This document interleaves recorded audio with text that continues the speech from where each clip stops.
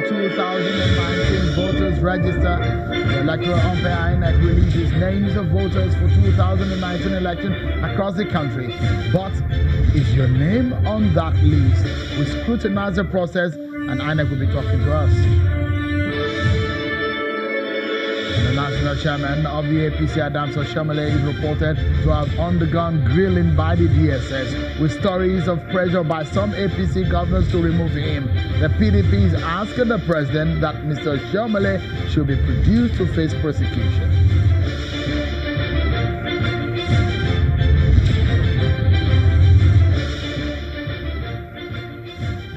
Many thanks for joining in, everyone. This is Politics Today live on Channels Television. I'm sure Osinbajo in Lagos. Well, then the countdown continues for the 2019 general elections. It is 99 days to the 2019 elections. So it's moving closer, and we are right on top of the stories making the headlines ahead of the crucial polls. Everyone, let's tell you first that the lawmakers in the House of Representatives have condemned the lack of democracy in the primaries of the different political parties in the country. Considering a motion of the matter sponsored by Honorable Abubakar Shika, the lawmakers resolved to constitute an ad hoc committee to investigate the violation of the Electoral Act so as to strengthen the legislation and other laws that will help improve the electoral process. In a passionate debate, lawmakers narrated personal experiences and also preferred solutions. Concern that governors in many states interfered with the elections by either imposing their preferred stooges as candidates on the parties and ensure that some aspirants were denied the right to participate or were shortchanged in the election after paying huge amounts to obtain nomination forms. To our knowledge, it all started from direct and indirect primaries in some political parties, which led to direct and indirect confusion.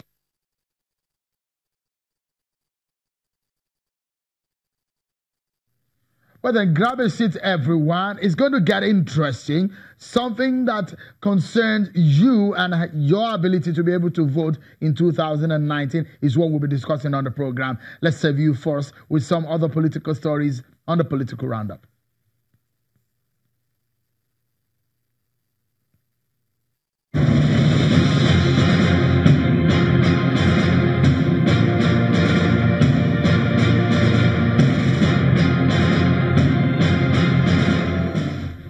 The president has challenged the participants of the African Parliament.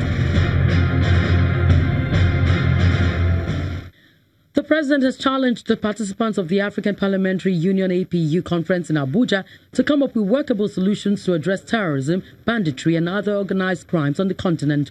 President Muhammadu Buhari made the call while addressing the 41st conference of the APU at the ECOWAS Secretariat in the nation's capital. On the issue of girl-child education, which forms part of the theme of the conference, President Buhari insisted that education is a human right and social obligation. The promotion of girls' education as a way to address early marriages will be the focus of APU committee. President Muhammadu Buhari and the Ogun State Governor Ibikunle Amosun are meeting again inside the presidential villa in Abuja. Governor Amosun is one of the governors aggrieved by the outcome of the party's primary elections.